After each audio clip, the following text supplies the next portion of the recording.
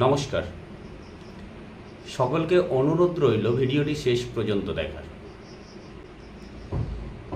আমরা সকলে গৃহ নির্মাণ করি, নিজের বাড়ি তৈরি করি, কিন্তু বাস্তুশাস্ত্র হিসাবে কেউ কিন্তু গৃহ নির্মাণ করি না বলে আমাদের বাড়িতে বিভিন্ন রকম বাস্তুদোষ, বিভিন্ন রকম অশান্তি দেখা দেয়। বাস্তুশাস্ত্র হিসেবে যদি গৃহ নির্মাণ না হয় বা বাস্তুশাস্ত্র হিসেবে যদি আমাদের ঘর তৈরি না হয়, যেইখানে যেই ঘরটি থাকার জন্য প্রযোজ্য সেটি যদি সেখানে না থাকে, আমাদের গৃহে কিন্তু বাস্তু দোষ দেখা দেয়। আমাদের বাস্তুশাস্ত্রে বলা হয়েছে, গৃহে দোষে সদা দুঃখং রোগ শোক ভয়প্রদম বাস্তু শান্তিং বিনা তস্মাৎ সুখম না ভবতি ধ্রুবম। গৃহে যদি বাস্তুদোষ থাকে তবে দুঃখ, রোগ, শোক এবং ভয়ের কারণ হতে পারে। তাই বাস্তুদোষের শান্তি বা প্রতিকার ছাড়া স্থায়ী সুখ লাভ বড়ই কঠিন। এই মতো প্রকাশ করে এই শ্লোকে এই কথাই বলা হয়েছে। আর বাস্তুশাস্ত্র হিসেবে যদি গৃহ নির্মাণ না হয় তাহলেই কিন্তু বাস্তুদোষ উৎপন্ন হয়। বাস্তুদোষের কি কি ক্ষতি হতে পারে? বাস্তুদোষের ক্ষতি হতে পারে যেমন পারিবারিক অশান্তি, অর্থনৈতিক ক্ষতি বা আয়ের অভাব, যেমন ধরুন বারবার অসুস্থতা, মানসিক উদ্বেগ, অশান্তি, দাম্পত্য কলহ, সন্তানের পড়াশোনা এবং উন্নতিতে বাধা, আরও যেমন হয় ব্যবসা এবং কর্মজীবনে বিঘ্ন আসে। বাস্তু হিসেবে গৃহ নির্মাণ করলে এই সমস্ত দোষ আমাদের হয় না, অর্থাৎ গৃহ মঙ্গলেই থাকে।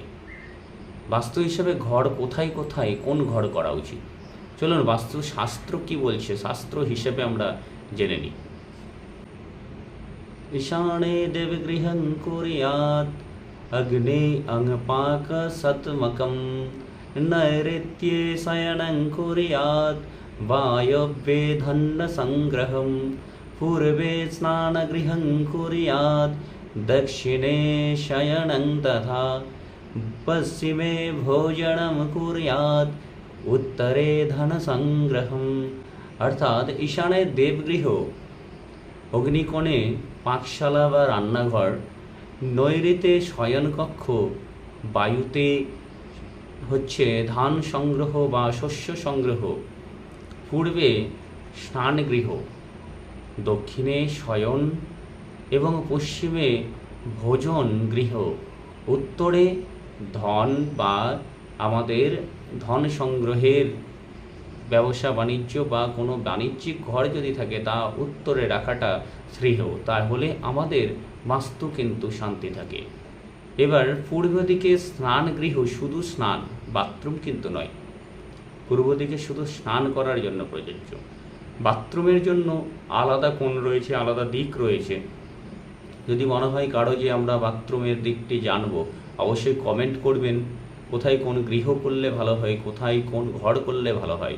অবশ্যই আমরা কমেন্টের মাধ্যমে, আমি আপনাকে ইনবক্সের মাধ্যমে অবশ্যই উত্তর দেব, শ্লোকসহ প্রমাণসহ উত্তর দেওয়ার চেষ্টা করব।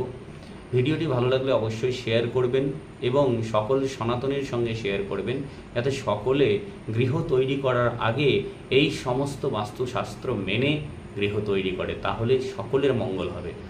জয় শ্রীরাম, জয় সনাতনী, ভারত মাতা কি জয়। সকলে ভালো থাকবেন, দেখা হবে পরের ভিডিওতে।